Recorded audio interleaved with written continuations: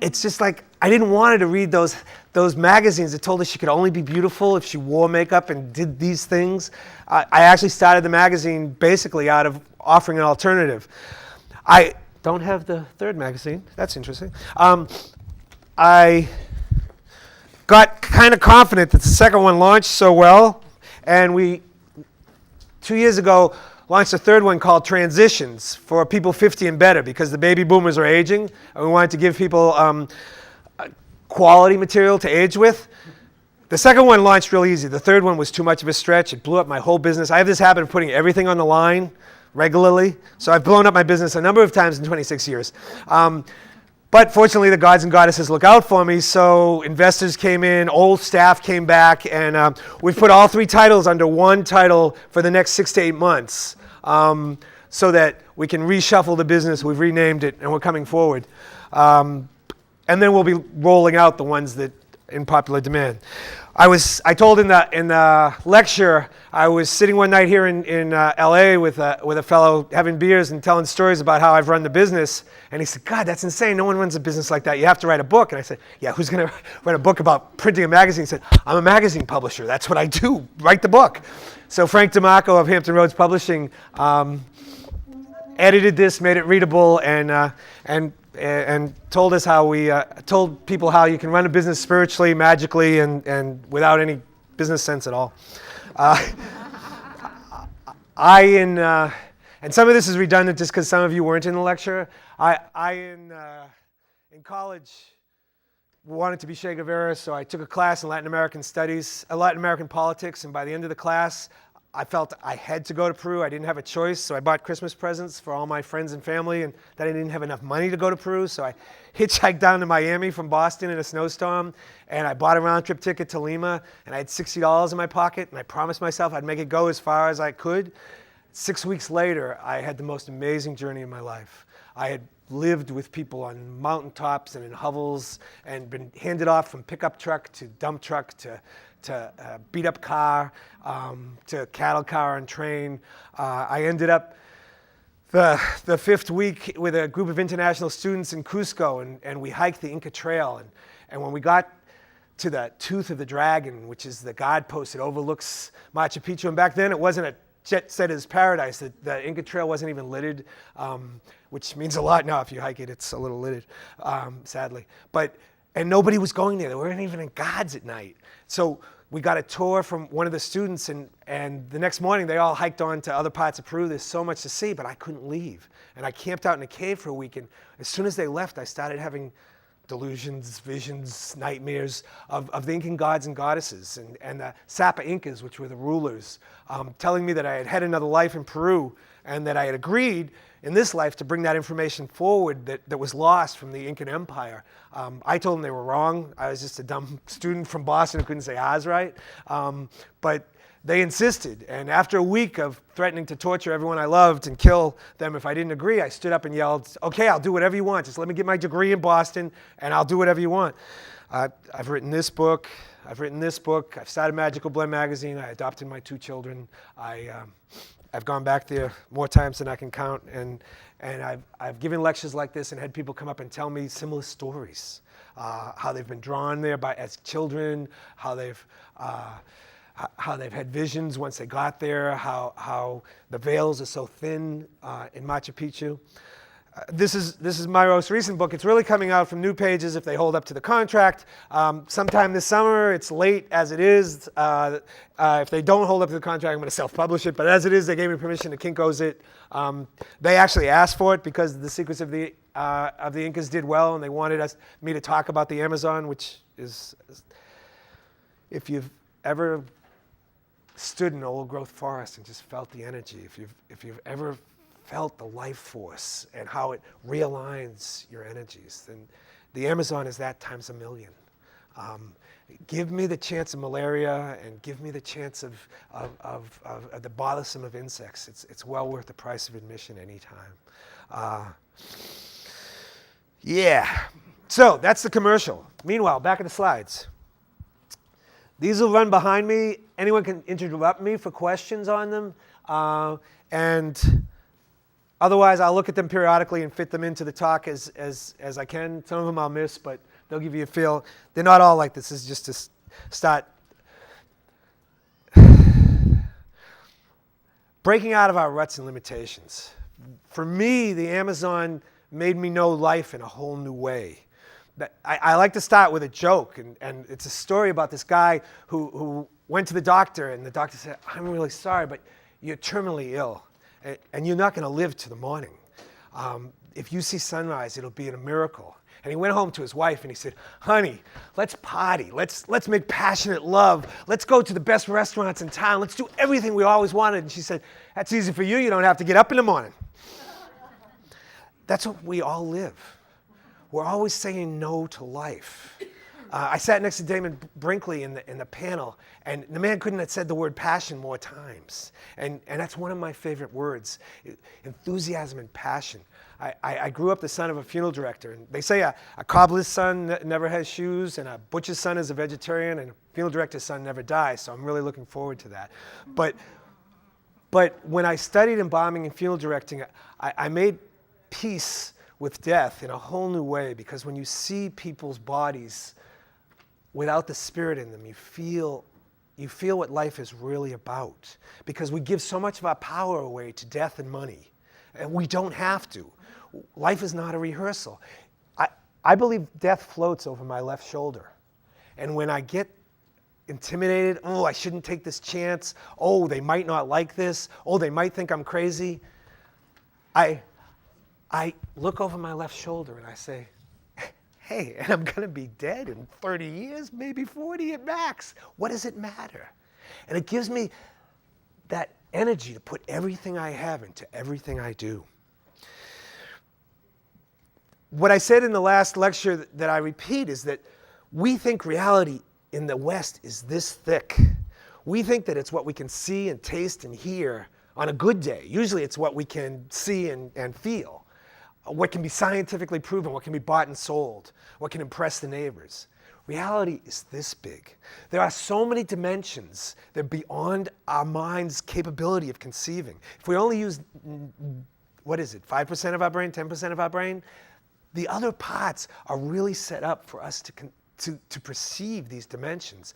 And by putting your intent there, by putting your focus there, by putting your desire there, the universe is yours. It's an oyster, and tasty as hell, sometimes scary as hell. Just a group of friends. But it's there. And on each level of these dimensions, there are beings. There are beings as simple as angels that are older than the Christian church by far, elves, menohunis, they call them in Hawaii, demons. Allies, Castaneda and the shamans of Peru and northern Mexico often call them, that can be called on. They can be met in ritual. They can be met in the spaces between Earth and the other dimensions. The Incas had the Peruvian cross, and it consisted of 3 steps on both sides on the top and 3 steps on both sides on the bottom. In the middle was a red square. The red square was Cusco, the center of the universe. They call it, Cusco means, it's also called Costco, but we don't call it that because it gets confusing. Cusco means the center of the universe, the navel of the universe, and they believe that. And being there, I kind of believe it too. It's the center of my universe. But the steps represented from the underworld, the 3 steps to our plane of existence, and the 3 steps to the highest vibrational planes. We can transcend any of these. I stand here before you, not as a madman, hopefully, but as someone, that's my daughter and I looking out over the Amazon. You can't see her true beauty, but she was at peace, so that was nice. But as someone who has traveled to these other realms, astral travel is really easy.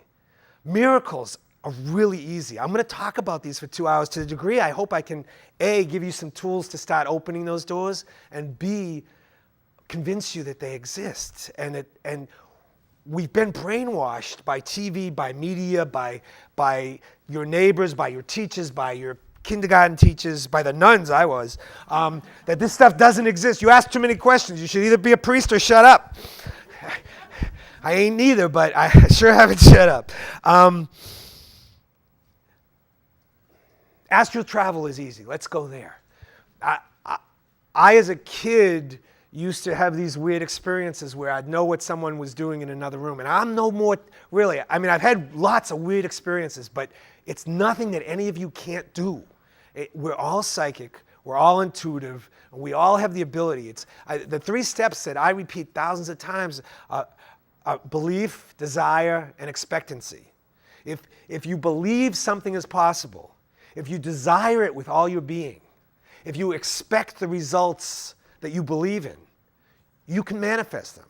I mean, I'm living proof for that. I should, by rights, I have 5 brothers and sisters. I love them dearly. Most of them live in Massachusetts to this day. And their lives are pretty simple, and they're happy. But mine is radically different than theirs. They kind of see me as the black sheep that they love, and they love hearing my stories. As a kid, I had these experiences where I'd know what something was doing in the other room, or I'd wake up with an image of what my grandmother was doing in her house or something like that. And then as I got early on, this is an archetypal Indian shaman, alpaca, doing a ritual. We'll talk about ritual after I finish astral travel, but the ritual opens the doorway to the veils. It's not the only path, but it's a very effective path that we've let the organized religions, and there's nothing wrong with organized religions, but we've let them have a monopoly on ritual. And if we bring it back as a tool for our personal exploration of other dimensions, of other realities, it's very effective. I read a book. I was telling someone earlier, I was blessed to study Witchcraft 101 with Laurie Cabot in Salem, Massachusetts. And then I read a book by Lobsang Rampa, Tuesday Lobsang Rampa, which was, they still print them. And I actually corresponded with the man. He was a fascinating author.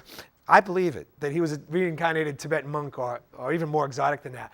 But in that, he talked about your ability to astral travel. And he said that if you just fast and focus on wanting this, and then if you lay down still and envision your soul parting from your body, that you can create this. And with lots of practice, I was able to do that. And so are you. There's simple techniques, and there's books galore where as you're going to sleep, you can see yourself pulling on a rope and pulling your spirit out of the body. Or you can envision someone whom you love or care about and ask yourself, remember their home or where they are, and ask yourself what they're doing. And then wake up from your dream and write down what you think and call them and compare. I think I was able to go into the Vatican Library and read some things in Latin. Now, I haven't been able to go back very often. They got some pretty good psychic protection, but I think that's very good. This is in Iquitos in northern Peru. It's sort of the doorway to part of many people say to the Amazon, but the Amazon really starts near Arequipa, 75 miles from the Pacific Ocean. And runs, if it was a country, it would be the 6th largest in the world, the Amazon River Basin. It runs all the way. In my book, I outline all the countries. I lose track of them all, but quite a few countries it touches.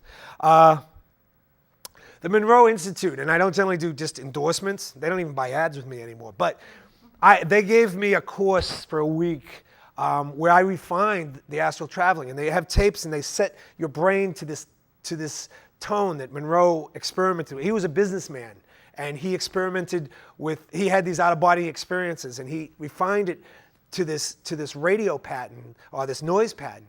By the end of the week, I mean, my father had died not long before then. I swear I spent most of the week helping him get caught out of his misconceptions of what death were and making deals with him as how we'd meet on the astral plane.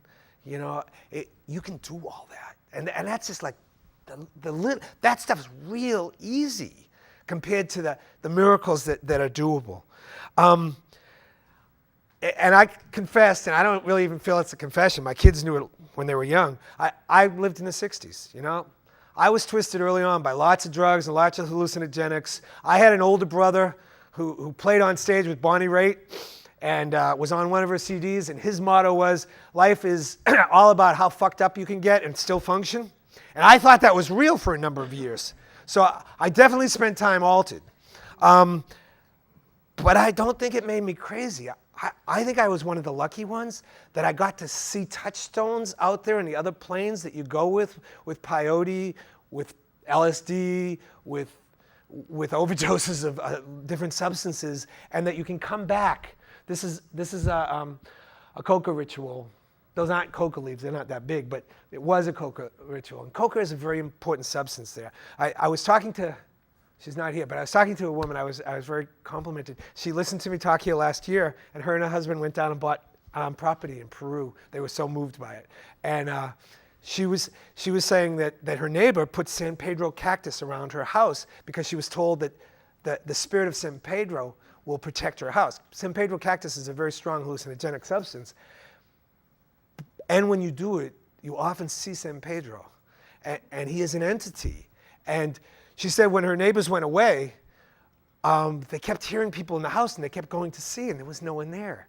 And those of us who know that the spirit of San Pedro was marching around the house protecting it. Magic happens that easily. To get a feel, if you've read 100 Years of Solitude, if you've read any of the Latin American literature, my daughter took a book out of, and she's Peruvian, but she took a book out of the library, and she read it for one of her English classes, and she said, Poppy, it's nonlinear. It doesn't make any sense. It just makes these assumptions that magic works and that life is radical and all these things. It's so hard to explain to anyone. And not only is that Latin American literature, but that's life out of the United States. That's life as it can be lived. It doesn't have to be A plus B equals C. It can be, I want this to manifest, and miracles are there. But the alternative substances, which I'll go into at length, aren't required. I now can, through prayer, through meditation, through dance. I've started doing yoga. I'm getting in my 50s, it's good to do those things. Through yoga, I reach this state. I've done it in ritual there. You can reach an altered state so deep that you can see through the realms, that you can touch other energies, that you can realign your own energies.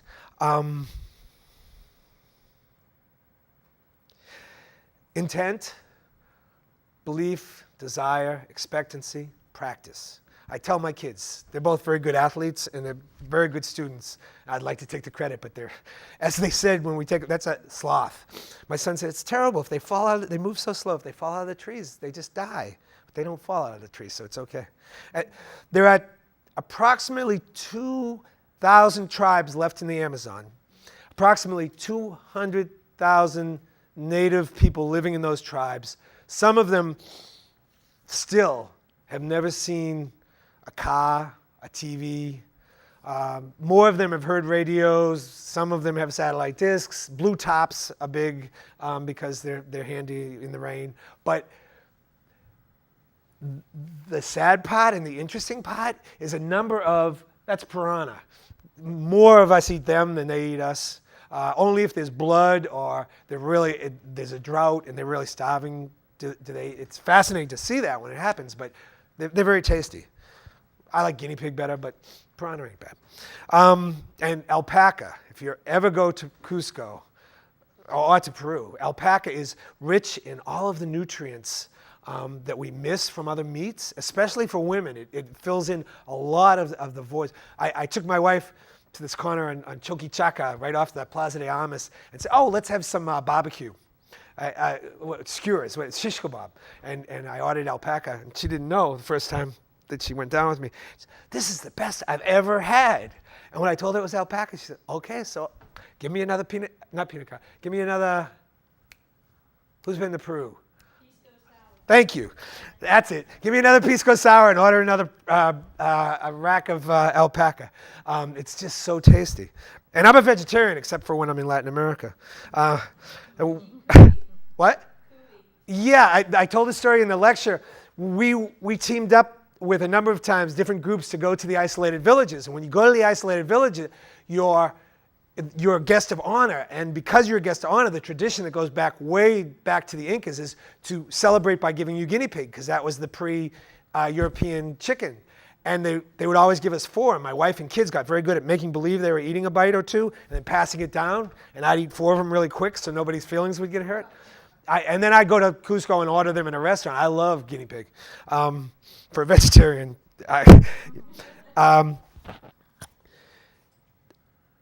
I've heard it said, and this is redundant, some of this is, but it's important, I think, that when you pray, you tell the gods and goddesses what you want. When you meditate, you listen to what the gods and goddesses want. When you do ritual, you make a bridge between here and the divine. When you create, you become one with the gods and goddesses. When I'm writing, I get into an altered state. This is a Yagi ritual in northern Peru. I'll talk about Yagi in just a little bit. I look up and I forget my name because I'm just, the flow is coming through me. Before I did this talk, I went back up to my room. I mean, I believe this shit. I went back up to my room and I got on my knees and I prayed to Pachamama and I prayed to Inti. I prayed to the Amazon gods and goddesses. I prayed to Veda Concha. I said, let the energy come through me that the people that come to the workshop need most. Let me be your voice. That's what we can do in ritual. That's what we can do. This fellow here to the left with the hat, Jose, believed this was a very, very high energy place. So we all went together to this holy place of his. There was something there, but it made a great picture.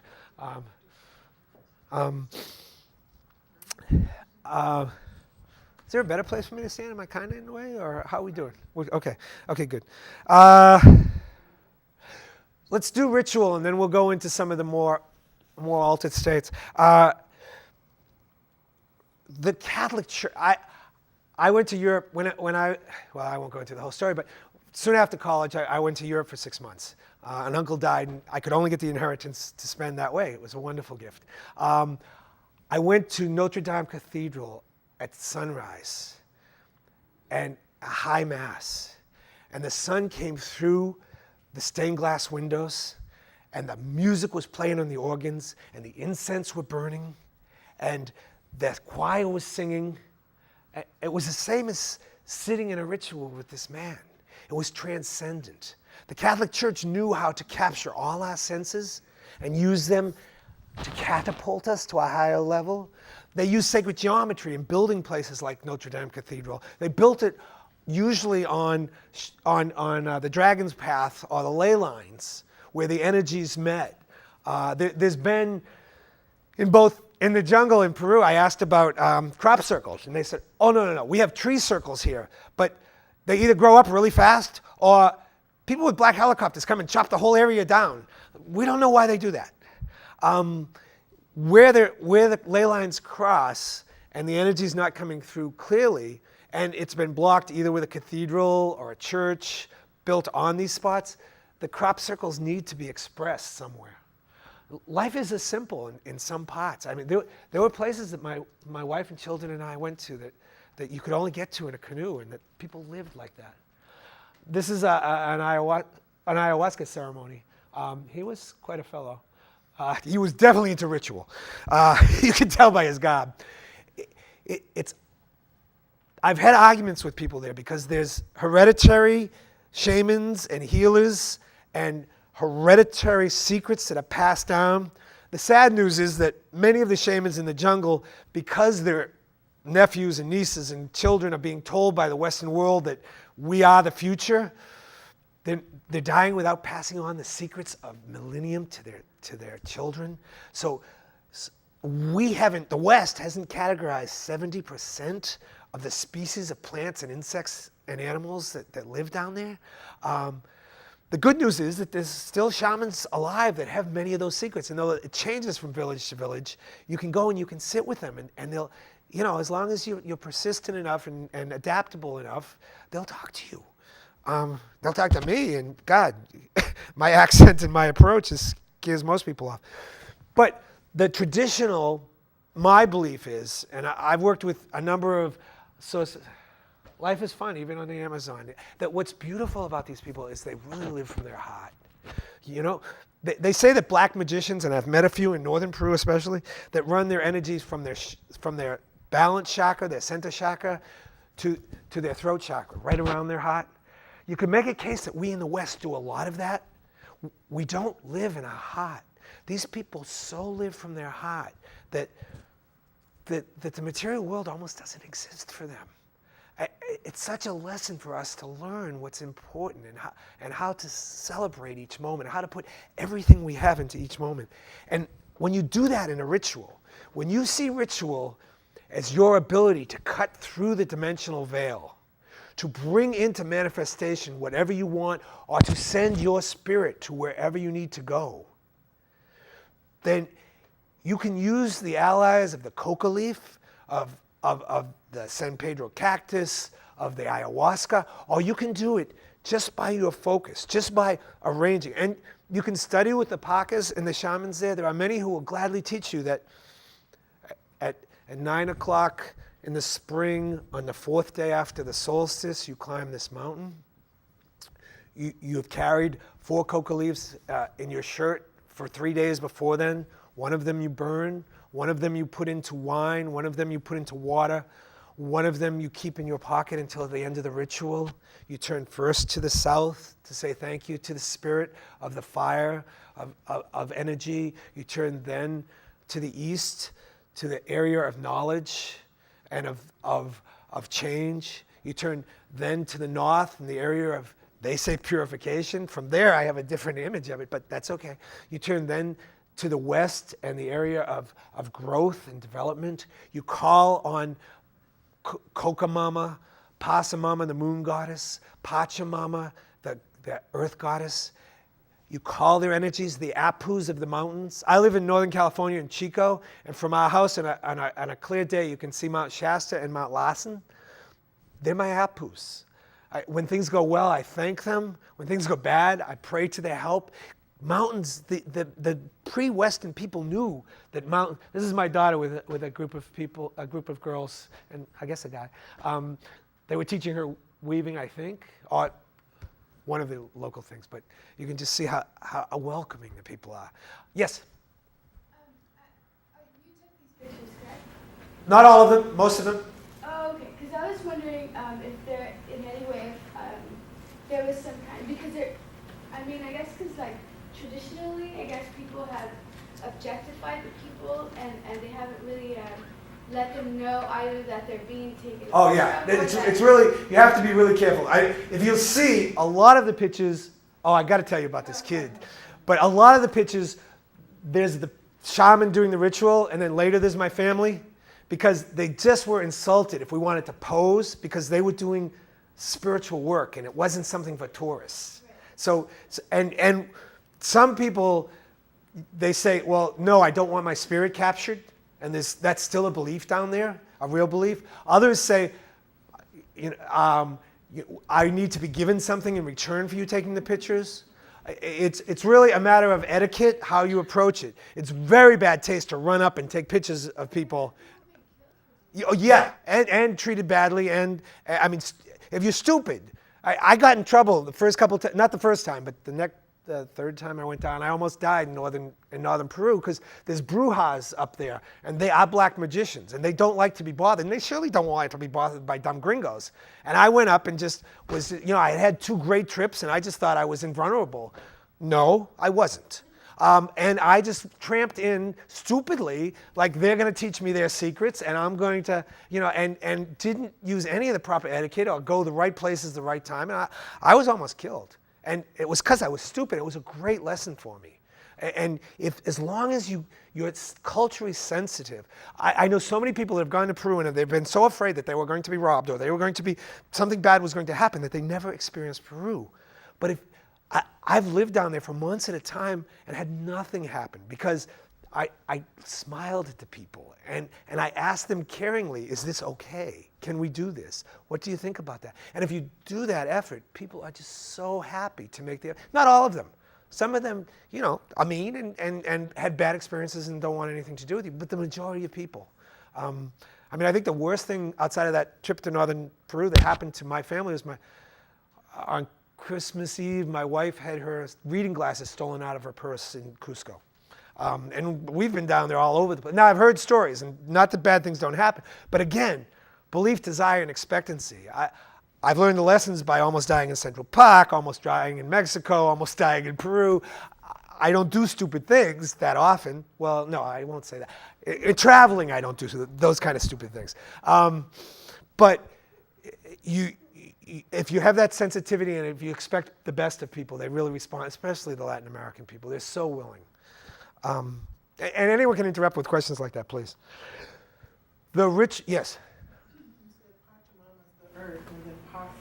Is the moon goddess. Oh, and what's the sun and the moon? The sun god is Inti. And in the summer, on our summer solstice, their winter solstice, he's celebrated in Inti Raymi, which is the one time I'm not really crazy about Cusco because it's a lot like Mardi Gras. Europeans and Americans flock there. And Viracocha was the creator god. In my book, and at one point I actually could name them all off, but in this one I name many of the gods and goddesses of the Amazon, and in this many of the gods and goddesses. The pantheon of Peru and the Incas really branded me that first trip. so they're the ones I really talk to most, although God, there's so much I want to share. The gods and goddesses, I believe that on these realms of existence, many entities exist. And I don't want to deny anyone's religious beliefs, because whatever you believe, if it works for you, if you believe it, wonderful. But I believe that besides Jesus and Muhammad, and that there are many gods and goddesses that exist on many levels, and that when they were believed in and worshipped, they were very strong, and that some of them still have an effect and an interest in humanity. And the Peruvian gods and goddesses and the Amazon gods and goddesses, they're bastards. They really care about their children, and they really care about the future of the planet, and they'll do whatever they need to do to make that happen. And sometimes they've made my life really hard because I answered their call. So be careful. On that, I mean, while we're doing disclaimers, I was really dumb. I like to think I'm smarter as I get older, but I got into this metaphysical stuff.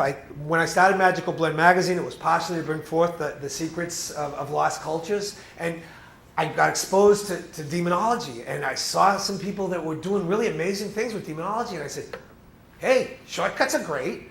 So I tried it. And damn, if my life didn't get so much better all of a sudden, and the demons seemed to be doing work for me. And then, after a little while, it started getting so much worse, and it started becoming a worse nightmare than the Incan gods and goddesses ever made it. And finally, in a dream, I stood up and I said, no, in the power of Jesus, in the power of Pachamama, in the power of all the gods and goddesses and positive light forces, be gone from my life. I want nothing to do with you. And the demons left. But they're there, and they're real. And you have to be careful, because there are if you start down these paths, and they're as simple as a talisman that you might get from a shaman, or a medallion that you might buy at one of these fairs, can radiate the energy so that you can easier manifest your thoughts. Well, I don't know about you, but I have doubts and fears every day. And if I'm manifesting my thoughts, whoa, I can create a real mess if I'm not really careful. You got part of this is becoming aware of who you are. He was one of the cleanest.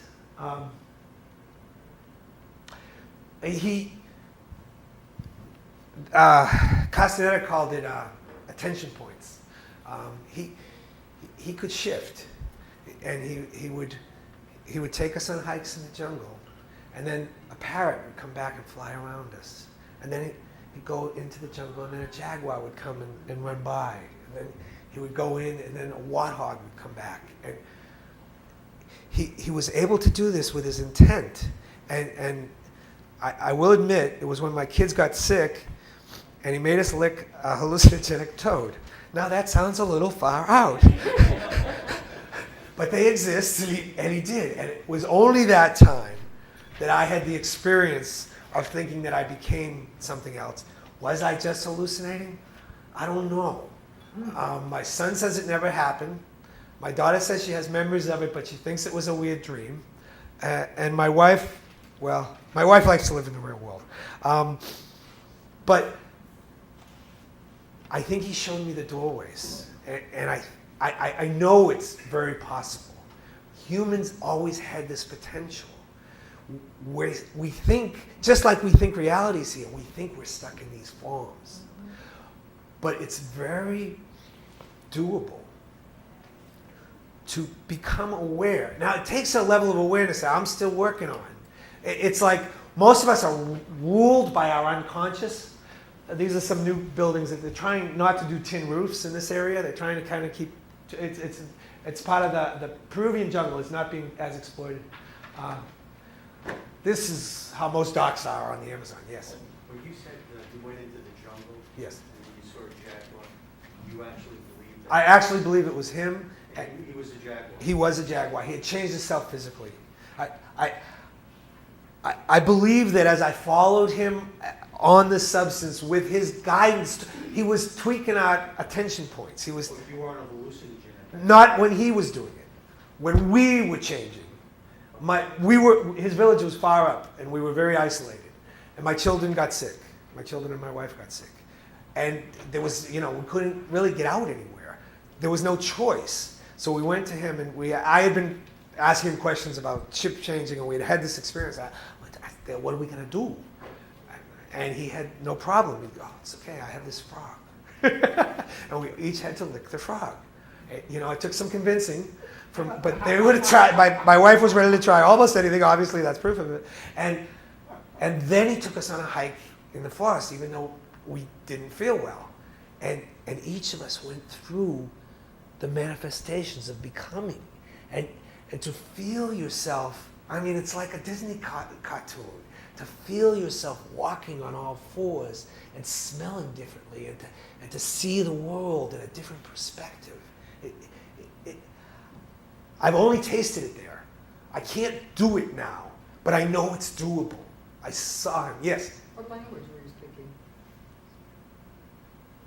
Or what language do you speak down there? I speak interpreter most of the time. My Spanish gets fairly well. Oh, Spanish? I can stumble through Portuguese and Quechuan, not really, but sort of make myself understood. Most people, there's usually someone who has enough Spanish or English.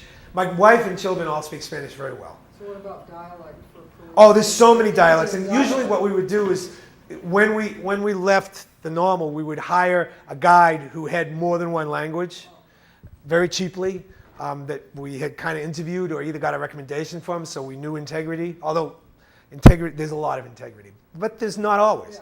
I can tell you stories about being really scared, hiring a cab to go to a museum and thinking it was in the next block, and 2 hours later thinking he had kidnapped us, and it turned out we had the directions to the museum wrong. I was just being paranoid, but you don't know.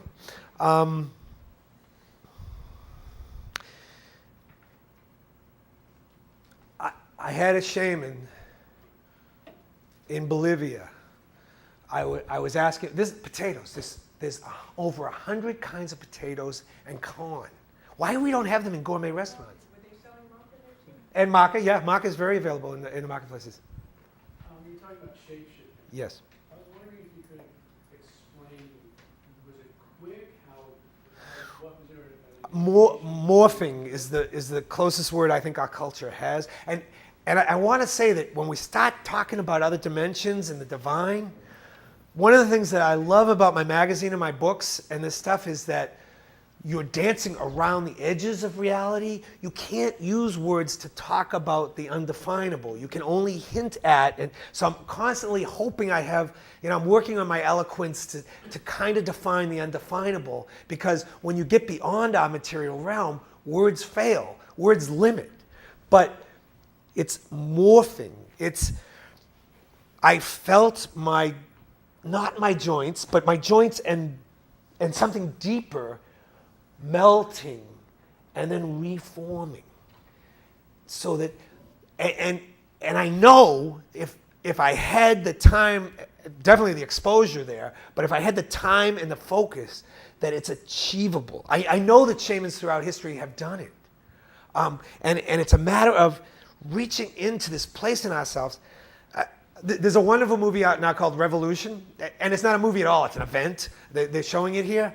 And the wonderful thing it does, the guy's an angry New Yorker, he's fascinating. But what it does is it tells you how stuck we are in our unconscious and our early childhood scars and how much of what we decide comes from that place. To get to these places of miracle, you got to start becoming brutally honest with yourself. I know I'm an asshole. Fortunately, not 100% of the time. I know a lot of the things I do are because I was the fifth of 6 kids and I'm still trying to be good enough. Great, it served me to become better than, or different than anyway. But you gotta start looking at this stuff, owning this stuff, go really deep so that you start knowing parts of yourself that most people just don't bother getting aware of. And then once you know that, then you can know your body. Starting this yoga thing, all of a sudden, I'm starting to get in touch with parts of my bodies and the way it moves. And you start feeling that below the muscle, I mean, there's a spirit muscle is what it amounts to. There's a spirit muscle that when you can put your finger on it, you can actually mold, you can actually move, you can actually reform. And it's a matter of reforming your spirit, your consciousness. On the astral plane, you can change easily into another form. And one other question, have you actually seen the blue lights? Talk more about the blue lights. I've seen many blue lights, but Okay, I read about him, John Perkins. okay. And His latest book? no, the early I liked his earlier ones better, even though they were bestsellers myself. Supposedly it's the same person. Right. That was kind of weird for me. I read that 3 of the early ones when he was training with the shamans.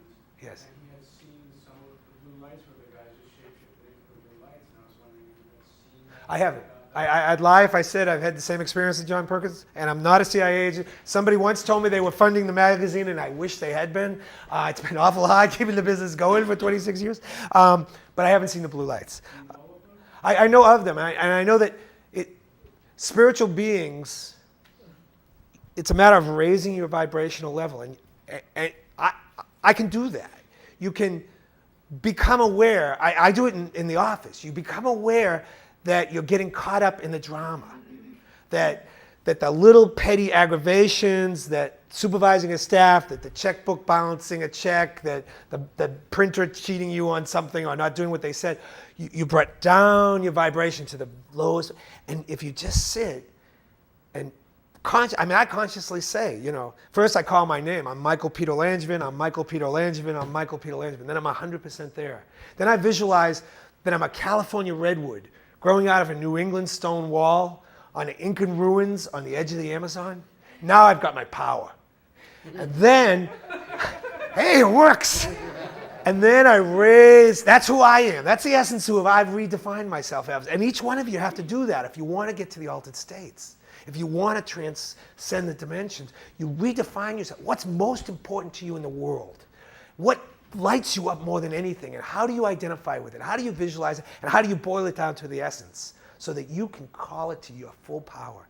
And then I focus on raising my spiritual vibration. And if you can do that to the highest level, you can manifest right into a light being, into a light. I'm not quite there. I can't walk on water either. But I've had some amazing experiences. I'm more than willing to share them with you. Thank you. I sat in that. That's a sloth again, or another sloth. I sat in the Bolivian Amazon and was asking this shaman questions, and this poor sick peasant came in and he was asking to be healed. And after the fellow gave him some tea, he touched both of our foreheads and he said, "Close your eyes." And then he said, "Open your eyes." And I was looking out of his eyes. I knew his life.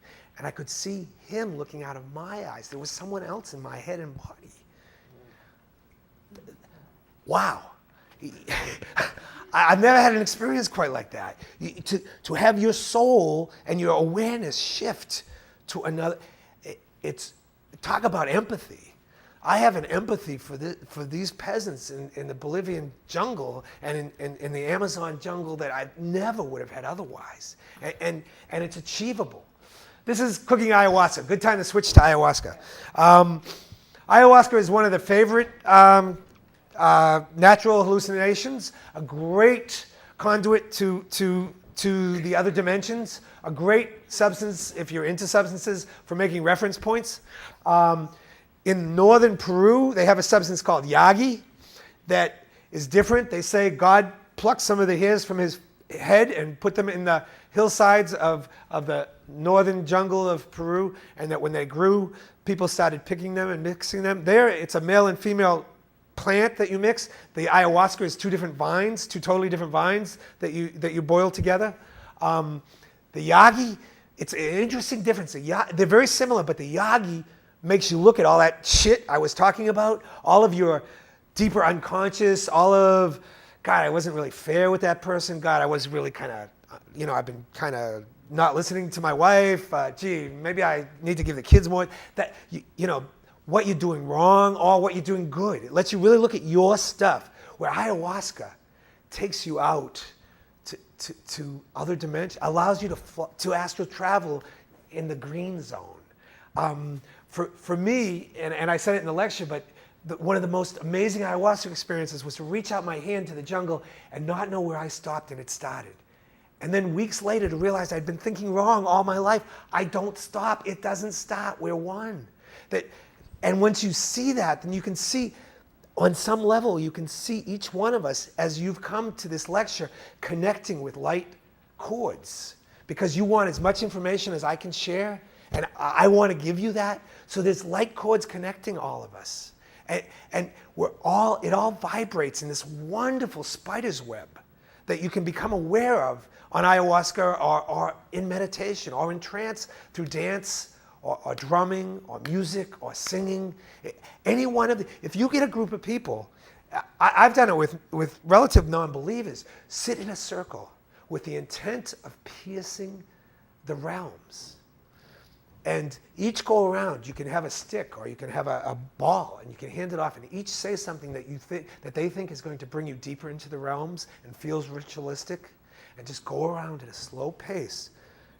The witches believe 13 is the ideal number, but I found that whatever number you do it with, large crowds are harder to control, although I've had some amazing transcendent parties in the early days of Magical Blend. Sometimes it was substances. But I've sat in a group of 7 people, and we manifested color in the fifth issue of the magazine. Up until then, it was all black and white, and we had no resources for it. And we went around, and everybody there, and there were people who thought art was their religion, and were cartoonists and poets, and they heard the realms crack. And when we said, we're going to have color in the 5th issue, everyone felt like we had pulled off a miracle. And then out of nowhere, this art gallery offered us separations for the cover and for an art section in the magazine. It's that kind of manifestation that can be done on every level of our lives. I mean, I've stood by my son's bed, the joy and the innocence that's available to us. I've stood by my son's bed when he's been having a hard time and just radiated good intentions and guidance and love. Did it get him through? I don't know. He's 18. He got accepted to college. I'm feeling pretty lucky. Knock on wood. My daughter's a little harder. And then, yes? Can you talk about the ayahuasca ritual? And Yes. What is the history and what do they want and what do you have to do to be part of it as a Westerner? And One- where can we buy it? Yes. I can't say that in the States, and the source I had got arrested, so. You can buy the 2 vines You can buy the 2 vines. on there's a store in Melrose. Oh, wonderful. Thank you. And all you have to do, I've done it, all you have to do is boil them together. I'm serious. It's better to do it with someone who's done it or with a shaman. The history, if we have time, I'll talk about the history in the Amazon. The history is lost in antiquity. Since day one, the people of the Amazon have been talking to the plants. That's my son and I coming out of some ruins on the edge of the Amazon. I felt so much like Indiana Jones. I just had to share the image. He's a great guy. On his website, he put that I was one of his heroes, and it was one of the most meaningful moments when I read that. Because the shamans and the herbalists of the Amazon jungle, they're not separate. They talk to the herbs, and the herbs tell them what to do for their people. And you can get to that place. I talk to plants. Okay, if you fast for a week, you won't get sick. Oh, yeah. If you fast for a day, you'll get less sick. Please fast for a day. I said in the lecture, you have to go on ayahuasca and yagi. You have to go through hell to get to heaven. you purge from every orifice. Yeah, I didn't know stuff could melt out of my ears. And it literally, the wax melted in my ears. You cry, your nose runs, you spit, you have diarrhea, you explosively, you have to pee. I mean, it's just, you vomit. It's terrible. And the more you've eaten, don't ever have a feast and then do ayahuasca. He said from experience. But that was not fun. I didn't get to heaven for a long time that time. And you get caught up in it. But it's like life. We all fall down in the mud. So you're gonna throw up, you're gonna have diarrhea, but you just wipe yourself off and run or dance until you fall down again, and then you do it again. You don't worry about the mud. That boy this is my Humphrey Bogart picture. We're in a tavern in the family on the Amazon, and they had a picture of Humphrey, and I just felt so much the part. It was wonderful. Yeah, that was in. I always get it mixed up. To the northeast, before you enter Brazil, there are 3 that used to be colonies, and one of them is French, and that was in the former French colony. It's actually still part of France, French Guiana, and it was far in, and this is a fellow drinking Yagi. It was far in, and it was an isolated village, and they just lived this innocently. I mean, clothes are optional. They live in their hammocks. What's nice is they spend so little time hunting and gathering that they have all this time to just enjoy each other. One of their, let's finish ayahuasca, then I'll do a side trip. The good ayahuasca shamans or teachers sing, and they have ayahuasca songs. You can actually buy them on the internet now if you want to do it yourself. And they have that intuition to know what songs you need when. In the book, I describe in detail the singing at the Yagi ceremony that I went to. At some points, it was like chalk on fingernails on a blackboard, but at other points, it was like an ageless song that I had never heard that had been sung through the ages that I finally got to tone into, the music of the spears. As they sing, once you pass through the purging state, then your spirit, you get to think on wider scale. Your spirit usually flies, either into the jungle, whether it's seeing with your eyes clearly for the first time, drops on a leaf, or whether it's flying to Cusco and seeing people come out of church late at night, or the taverns late at night, or into other dimensions, and seeing how life could be. At one point, I went to this. Okay, it's crazy, but I went to this realm. There were intellectual sea urchins, and they seemed to be the sentient beings on this dimension. Another amazing fellow. This guy really blew us out. He just, and I don't have a lot of explanation. I'm a little better at shape-shifting than this one, but this was just a village saying goodbye as we moved down the Amazon. But he gave us this tea. There was this tea, and I never quite found out what the tea was. But then he disappeared, and then we heard him calling from far away, and we went and found him. And then I disappeared, and then I was far away. I think he was teleporting. I think he was somehow making space disappear. There are shamans who say that time and space, our definitions of them, are breaking down. I know in Latin America, the veils between the dimensions are easier to pierce.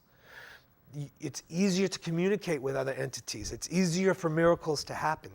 There's something about the Pachamama energy coming through Machu Picchu, coming through the Amazon. When you come back from the ayahuasca experience, for most people, your view of reality is never quite the same. The great thing is you have touchstones on the astral planes, on other dimensions that you can go to again, and you have an understanding of nature. I love nature. I've always loved camping and hiking, but I didn't get that nature realigns our energies. That electronics and electricity does this to our energies, and that when we're just in nature, I take my walk in the morning with my dogs off the power grid into the fields, and you can feel the difference. When I ride my horses up into the Sierra Mountains, you can feel when you're away from the electricity, when you're in nature. Anyway, it doesn't matter if it's a park or if you have a flower box in your yard in LA, you can realign your energies. And ayahuasca allows you to do this. You can also ask questions. I've gone with people who have healed, and I know people who have.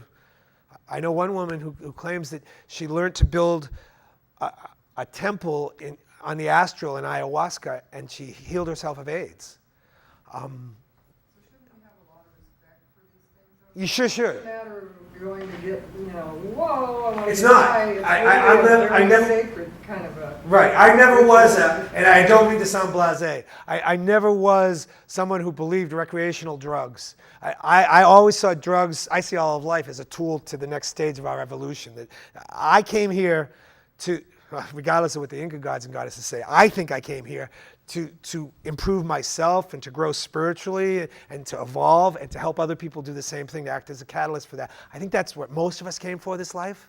And I think drugs, those of them especially that are mindful, that have a spirit, like the ayahuasca spirit, like the San Pedro, that's what they're there for, to expand. And they need to be treated with respect. They know.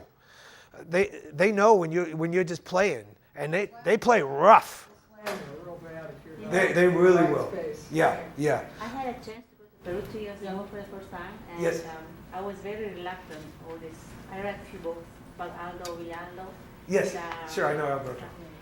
And he talks about himself becoming a jaguar, and I thought, well, this guy's crazy. And then he talked about this guy in Peru. He said he was a very well-known archaeologist, that he did a lot of weird stuff. So that happened. I went there, and I met this shaman. I didn't know who he was. His name was Ruben Orellana, which is a well-known archaeologist. Actually, was a chief archaeologist of Machu Picchu for many, many years. Wow. And one time I was talking to him, I asked him, do you know this guy? Because he says strange things about what you guys do down here. I was really ignorant about it. Sure. So anyway, it turns out that he's the guy that he was talking about in the book. He said that during this ayahuasca ceremony, he became a condor.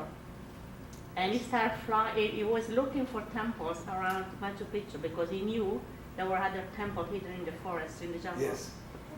During the ceremony, he became this condor, and he flew over the jungle. And he saw at night where the temple were. He came back, he marked on the map where they were. In a few months, he found them all. It were years and years. And he was even put in National Geographic, so it's not a story, No. it was true. Miracles It was happen. amazing. I mean, I thought, wow, this is incredible. That's the- what they were doing. And he does stuff like this. He heals people. What's his And once you Ruben Orellana. and once you've been exposed to it, all of a sudden you come back here and you go, God, why are people living this way? Yeah. You know, what's wrong with us? Yeah. You know, but it's so easy to get caught back on the rat race and the material world that we lose track of it. But it's wonderful hearing testimonies like that because it's so true. It's like, there was a village. They had a TV special, National Geographic. There was a village, and I had heard about it beforehand. There was a village in the Amazon in Ecuador that there was an outbreak of rabies in the people, and they didn't understand because none of the dogs tested for rabies. And it turned out there were vampire bats that were sneaking in at night and biting the children, biting the people, and infecting them with rabies. But they had brought them to the death doctors, the medical doctors, and they died in the hospitals. So finally, when they figured out what it was, and the shamans did a ritual, it all stopped. There was no rabies. And now, the reason the bats were bringing rabies is because there's so many people moving into the Amazon, and there's so much mining going on, there's so much that it's changing radically, and these kind of things are happening more and more. Where malaria is breaking out, it's changing higher. But the miracles are still there. And even shamans, I mean, there's this one shaman, I have a slide of him somewhere. This is my wife and son just enjoying themselves in a Peruvian river. Or maybe the Amazon. Maybe the headwaters of the Amazon. I can't think of his name, but I have a slide of him earlier on. He was a carpenter. And everybody kept coming to him in Iquitos and asking him about ayahuasca. So finally he said, I'm going to go find out. And he went into the jungle and he studied. And after a couple of years, he came back and he had learned the mysteries and he started teaching them. And he leads people who go down there in the most beautiful rituals of both transcendent seven. He's not even a native by native. And there's a lot of people there who are learning. The ancient ways, in many cases, aren't being passed the right way. They're being passed, or maybe this is the right way now. They're being passed to those who are ready to learn. And there are many non-native people moving in. And some of them have decided to go native, and they're adopting of this. Let me talk about the snuff. It's got many names. One of it's gape. In some of the villages in Brazil, it's thought you're in bad taste if you're a male and you go to the village and you don't share in the snuff. They have these long pipes, and they put the end up your nose, and they blow really high. Oh, yeah. And the top of your head comes off. and these little brown guys, men and women, come out and dance around you. And if you do it a lot of times, you can call them back without the snuff. Yeah, I know that.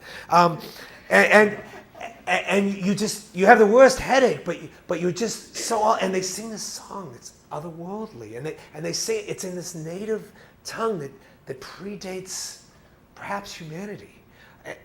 And it's a substance that they make from a root and a leaf, and they bake them and they grind them, and they mix them into this powder, and they blow it, and it's done all the time by these guys. I don't know how they put food in their mouths. I mean, I had a hard time waking up a week later, but substances like this are multitudinous there. Carlos Castaneda was born in Cajamarca. No, most people don't know that, even the people in Cajamarca. But that's the truth of his many mysteries. I got to write his obituary. I got to know Carlos, and I got to write his obituary for the London Times.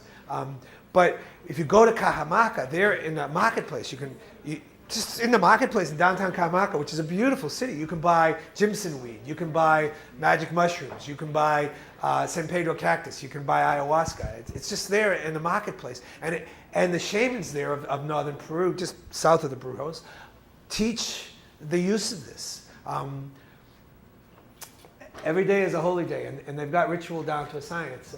And it's 98% Catholic, and I've never seen the Catholic Church, once you get away from Lima, like that at all, because it's really the Inca's religion being practiced sometimes by priests, sometimes without priests. But it's in the springtime they do rituals to Pachamama, where they ask for fertility of the herds and the crops, and they sing in Quechua in the Catholic churches, and it's the most transcendent rituals you ever want to touch. Malaria pills. There's a lot of malaria. And every time we go, we have this huge debate. My wife usually takes it. Greatest stuff for dreams. I mean, it's better than the witches used to use Belladonna.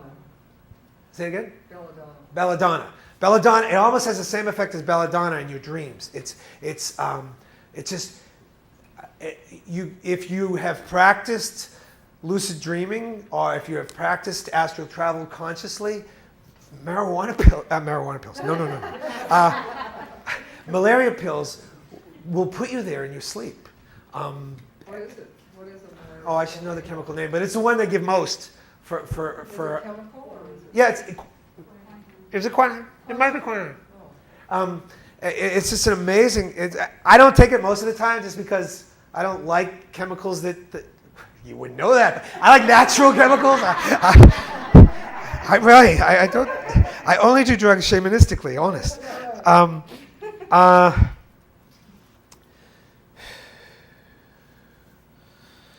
Let's go back to expanded awareness. Yeah. I just want to, I don't know how much longer we get, but I don't know. I haven't touch on the union between male and female and how to use Yes, of course, please. Sex. Yeah. We have about 20 minutes. How much? 20? Okay, great. And we could do a whole workshop on sex. Many people do. It's hard for us Westerners to talk about. I grew up in a good Catholic family. I've tried to overcome my inhibitions. There's an understanding when you move away from the true Catholics. Who am I to define true Catholics? But the Western, on the coast, it's very Westernized of most of the countries. Bolivia, just the coast, because the Westerners could get in easy and out easy. But when you get to the inland, the ancient ways are more alive. In the Andes Mountains, in the Amazon, love is what we came for. Passion is the doorway that ignites that. Becoming one with another is the most holy, sacred ritual. Now, it's going to sound a little crass, but even shared in lust, it's an effective tool that can connect you to the divine. If it's shared in love as well as lust, look out.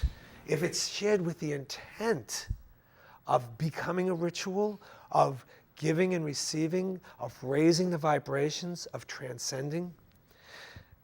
In Secret, I don't think I put it in the Amazon, but in Secrets of the Ancient Incas, I talk about becoming one with the gods and goddesses.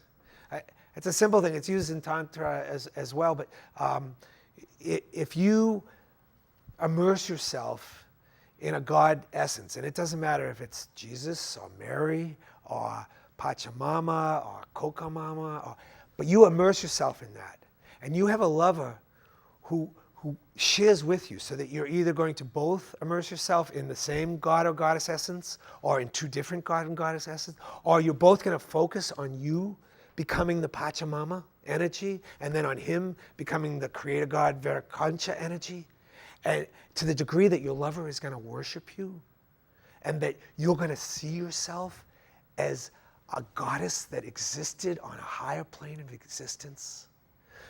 If you just steer into the eyes of a lover with the intent of bringing into their being their true goddess or God potential, you can have an orgasm without touching each other. There is a level of becoming one, making a ritual out of it. Is one way if you don't stultify it. And it's a fine line. It's just like the line between magic and superstition. You just have to use your intuition and your heart. But if you make love a ritual so that you slow down, hey, I'm terrible at slowing down. So that you slow down and you savor and you appreciate. You can do it with an apple on the back porch, but it's a lot better in bed with a lover. It's really good in the tropics with a lover to slow down and just feel that your intent is to transcend, to give this person everything you have, and to, in return, take everything they're willing to give unselfishly. And it's that level of the difference between our selfish love and true unconditional love. Unconditional love, that's a catchphrase. It doesn't do it. But if you go to bed with someone committed to become one with the divine essence with them, I've reached orgasm and forgot I existed. It was like the jungle. I didn't know where I stopped and my lover started. And just describing it to you, I get this thrill up my back that's kind of X-rated. There's you got to know it goes beyond words more than anything else we've talked about just about. It's up there with ship changing and teleporting and invisibility. We have the potential with this basic thing. And again, if you want to go into conspiracy, isn't it interesting? They use it to sell toothpaste and cigarettes, and they debase it, and then they deny it to us. And they say it's evil and it's being exploited. Well, I'm sorry, I am a guy, and guys have different takes on it, but I've known some women, and definitely some women in Peru and the Amazon who have a take on it of a sacrament. And if you go to it as a sacrament, and if you build it up as a ritual of anticipation and worship with the goal of transcending, then you can touch each other's hands and see the life force flowing back and forth. You can have sparks radiating. You can even, the imagination isn't the imagination. It's one of the things, we limit our skill of creating. Oh, it gets commercial here for a little while and then it bounces back, sorry. We limit our our abilities to create by saying imagination is just imagination. It's just daydreaming. Imagination is the most powerful tool we have. There are people who heal by telling people to imagine what they would be like if they were healthy, and then letting them live in that imagination. There are people who create total worlds by starting by imagining. Shamans that transform their village. If we imagine that we're going to make love in a way that we've never even imagined, beyond our highest level, and that it's going to be a give and take that's anchored in the highest vibratory energy, and then we take our time and savor it, I guarantee you there are few things worth living for that compare. And I haven't even really touched what can be done. It's playing with it and experimenting it. And if that don't work, use some of these substances I was telling you about to establish touchstones. Because Megan Love on ayahuasca or magic mushrooms gets you there, and then you know how to get back. And then you know that I like to think when I'm on, and I'd like to be on 24 hours a day, but we all have that downtime, that I'm making love to each one of you with my words and giving you as much as I have to give that I've learned and experienced. And if I do that in any little way, then my God, do I feel love. I mean, after the lecture, I went back to my room and I just said, thank you, thank you.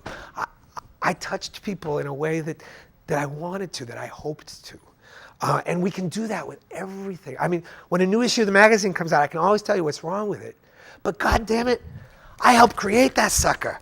I help make the decisions, and it's going to touch people's lives. And I get letters from people in prisons and old folks' homes saying, thanks, you gave me reason to live. And I thought I was crazy until I read your magazine. Now I know you're crazy too, and you're doing something good with it. You know, it works. Let's do some questions, because otherwise I'm going to go into areas that, do we have, yes? I just want to Please. your beautiful repertoire there on the interaction with sexual practices. But is that traditional there in the villages? Or is that something Before the Spanish came, you've kind of no, before the Spanish came, there was an understanding of how to move in reality. I mean, simple things like when a couple went to gather fruit in the jungle, they left a tree in charge of their children. And they telepathically connected to that tree, and the tree let them know what the kids were doing and made sure the kids were okay. They had that level of understanding of reality and communication with nature. it wasn't words, it was something they knew. It was, yes,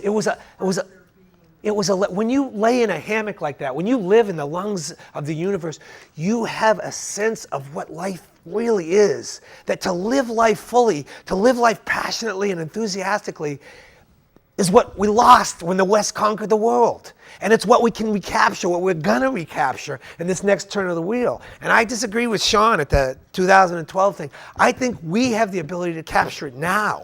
Next week, tomorrow, in every moment. Even if the world blows up, I'm gonna have a great time. I've been having a great time. I don't think we're gonna let it blow up. I think we co-created, and that stuff existed, and we're bringing it forward, yes?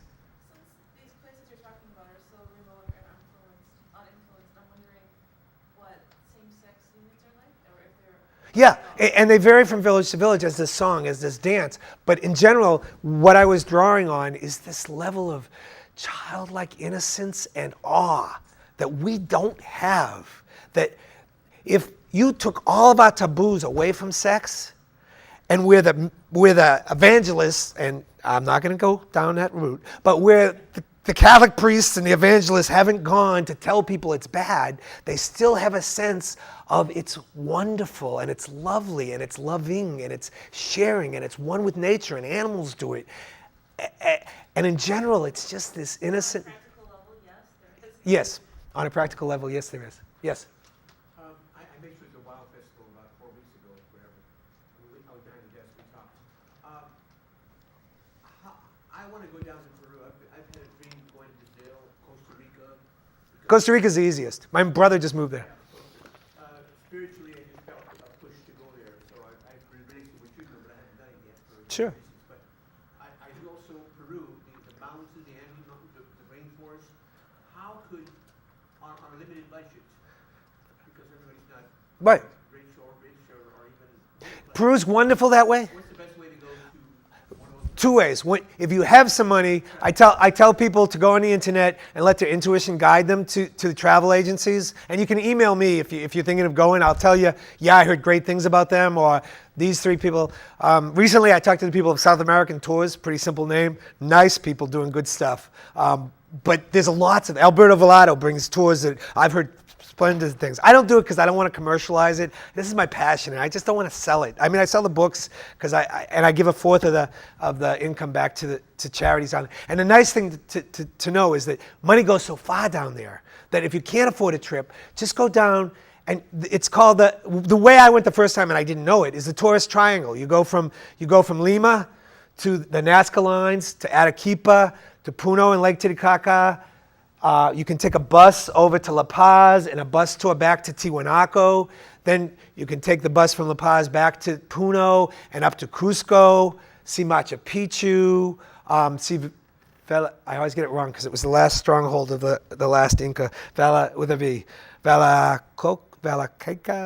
anyway. And then come back to Lima, and you will have seen Peru, and you will have seen the highlights, and you will have gotten inoculated, and then you'll have to go back a different way. But that's a great entryway to it. Costa Rica is cheap right now. You can get tours. It is very European and American, but I was down there to visit my brother, and it still has the Latin essence. And you can it's a great inoculation. It's a great doorway. That's why so many people are buying property down there, because they think they got the best of both worlds. It's cheap, it's Latin America, and it's American. It's sort of like the 51st state. But you can do it. Peru is so cheap. You can buy dinner. I mean, I did it for 6 weeks on $60. So it was, a few decades back, but still, it's not that much more expensive. You can go down there and buy a meal for 66 cents, a good meal. As long as you don't need too many pisco sours or stay at the Montessorio, there's lots of inexpensive ways to do it. And just be wise. Don't go out late at night in dark alleys, sort of thing. Yes. Someone in the room mentioned a place on Melrose where you could buy the ice. Sir. Do you know the name of this I place? don't remember the name, but it's in the main drag there. Is it like an herbal place or a? No, it's like a head shop. Okay, that figures. And if I were gonna do it myself, I would. Ecstasy. Great. And if I were gonna do it, I would go online and buy a CD of ayahuasca songs, because you really want the atmosphere, at least if you're gonna guide yourself, and do it small cup of tea to begin with. Yeah, and do fast a day. Yes. Have you ever known of anyone who's done ayahuasca and had like permanently negative damage? I know people that started very negative and then came out of it and said, what was that? I threw up and puked. Right. Some people just have that experience. Right. No, I had friends in the 60s who died on overdoses of heroin and who ended up in loony farms because they took too much acid. I've never heard that. With natural substances, I've overdosed in peyote. And I saw holes in other dimensions and walked through them, but I don't think I went irreparable or crazy. I still run a business. I raised 2 kids. I run a farm. I do things like that. That's crazy. Yes? Yes, I left that out only because how do you define it? Yes. Oh, I have 10 minutes. Okay, good. Invisibility. Again, intent, belief, desire, and expectancy. If I have succeeded imitating shamans, standing in my office, and having my staff not see me. Was I invisible? Was I putting a cloak of protectiveness? Did I just have them so distracted? I don't know. But what you do, it's simple. It's like love. What you do is you just think non-being. You just think, I am unseeable. I have become one with the woodwork. I have become one with the forest. It's easier in the forest. I don't move. I make no sounds. I have no essence. I'm one with the universe. I no longer exist. I have no ego. It's as simple as that, and as difficult as letting yourself believe you can turn invisible. I met a shaman in the jungle. That was his specialty. You'd be talking to him, and then the chair was empty. It wasn't a chair, it was a stool. But, and then he'd be sitting over there, and he didn't teleport. You got up and walked, but he had that ability to just make you not see him, change the lights, change how light passed through him. But just knowing that it was doable and believing I could do it, I've succeeded. Not all the time. Some people say, why are you standing still in the office? And it's not like I stand around in the office trying to be invisible all the time. But sometimes it's a fun breakup from balancing the checkbook and fighting with printers. But though it's that level of whatever you can imagine, you can manifest, you can do. Invisibility, teleportation, being in two places at once. I've actually had people tell me that I was walking, they met me walking down the street and had a conversation when I was in my office. More than once. Now, I'm not saying I do this mindfully, but I do know sometimes I get really focused. After this, I'm going to go downtown and do that. And, when you start working in these realms, weird things happen. And with intent, you can make weird things happen, especially if intent and higher purpose. You can make weird things happen because the intent isn't to be Superman. The intent is to help the world be a better place. Yes? Questions? Okay, we're closing in on 10. We're going through the redundancy. I didn't set that quite right. Mysteries of the jungle. There are those who think there are tunnels. I've seen them in Cusco. They think that there was a culture that existed before that had tunnels all over Latin America. In Costa Rica, I was convinced, if you go to some of the museums, almost everything has been eradicated of the native culture. But if you go to some of the museums, there's enough relics left over that look both like the Mayans and like the Incas. The reason they were eradicated is this is where they met and exchanged cultures in the bottom of the peninsula. In the jungle, the pots that aren't being used by the mineral companies, you can make a difference. Any charitable contributions, because you can eat for 33 cents a day, if you send $25, you're making a difference to a person for a long time.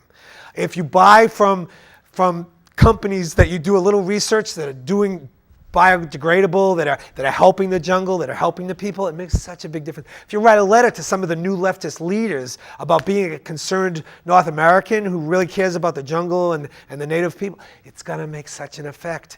It's amazing. I mean, I've gone down there and met with high political officers when I just wrote a book, and they listened to my opinions, and I think things changed.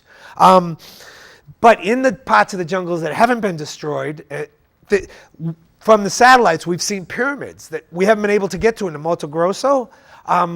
There's circular cities that were found in Brazil, that ancient, that were made in circles, that were on the internet and then they were taken off the internet. There was a Incan city that was found not far from Rio de Janeiro and documented and made just like Machu Picchu. And I think ruins like that existed throughout it all and still do to some degree. Either the Tiwanaku Federation or the Incan Empire went all the way to the Atlantic Ocean. And perhaps Atlantis, Lemura, I'm not one like Sri Ramkar and Karara who define all of the ancient cultures, but some ancient cultures existed. And they are getting down to the wire. They knew things and did things in ways that we're going to remember. We're going to go to the Ashikik. Is that how you say it? Akashic, yeah, I like the Akashic. But Akashic records, and we're going to find those things and we're going to bring them forward into our golden age. I don't do too many commercials, but there's a couple doing a seminar on Dasha at 9, Freddie and Madeline. And, they came into my office one day. I had called them in Sweden when I had heard about them, and they just walked into my office one day when everything was falling apart and I was fighting with every bureaucracy that ever existed in the world. And I sat with them for half an hour, and for the next month, I dealt with all these bureaucracies, so removed from it because I was one with the divine. This couple is so humble, and they're so not about them, that they get up there and they go, oh, you might get this, and you might get addicted to being one with the divine, and you might be in an altered state. And I took my wife, who doesn't believe in most of this stuff, to see them, and that's how she keeps me grounded. And she said, well, if you want to make love in a divine state, get Dashi together. And I mean, you just all of a sudden when I said I'm one with the forest, you're one with everything. All I can say is we're all gods and goddesses. Miracles are everyday occurrences in Latin America, and they should be in our lives. I've tried really hard to make them in my life and to help you believe that you can do whatever you set your mind to, whatever you can believe, desire, and set your intent to. The tools are multitudinous. You can use almost any path. If you worship that chair hard enough, you can pull off miracles.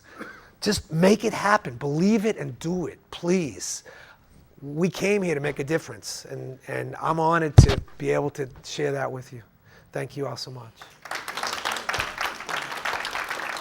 I guess I'm doing another book signing at the bookstore. Love to sell you the books. And someone told me they're not available on the website. You can read about them, but not buy them. I'm going to beat up the webmaster. But we'll change that when I get back to the office on Monday. Michael, real quickly. Yes. How much could you buy a decent home for here in Cusco? Cheaper than you could in Costa Rica. I'm in Cusco. Well, if you're farther away from the Plaza de Armas, as close to the Plaza de Armas, they're outrageous. It's like Malibu. I was shocked. But once you go further out, you could get one for $20,000. You can get one for $10,000 less. I was told that a guy there told me he could build me a house for $25,000. Yeah, easy. Oh, easy. I mean, if you're not in Cusco, I mean, that's Cusco. Cusco's prime property. I mean, if you go in the Sacred Valley, there's... Yeah, this is a sacred valley. Okay, yeah, the Sacred Valley, yeah, it's real. Stuff is real available. I mean, my fear is that we're all going to go down and buy it, because that's where I'm going to retire as soon as my kids get out of college. But hopefully the people that go down have the cultural sensitivity to bring forward and to worship. Any questions? Yes? Is there any legal substances that you can take that would simulate something like marijuana? You know, I don't generally endorse other magazines, but High Times still has ads that you can buy the spores for mushrooms. I had a girlfriend long before I was married, and she used to grow them in our closet. And it's still legal to do that. I guess it's only legal when you take them. Illegal when you take them, but you know, up until that point, it's okay, and you can just grow. It's not all that complicated, so you can mass produce it. I think I told you or someone in the past seminar that Target sells San Pedro cactuses, ornamental cactus. As long as you look it up on the internet, not every Target, but I've bought them there. Coca leaf tea is now available on the internet. It's a little costly compared to what you can get for in Peru, but and coca leaf, overdoing coca can overstimulate you and really cause an altered state, and even just burning it in the fumes can do that. Yes. La Maria, sativa. Oh, sativa. Yeah, sativa's a little subtle for me. I grew up in the East Coast, but you can. Sativa can bring you to an altered state that can be.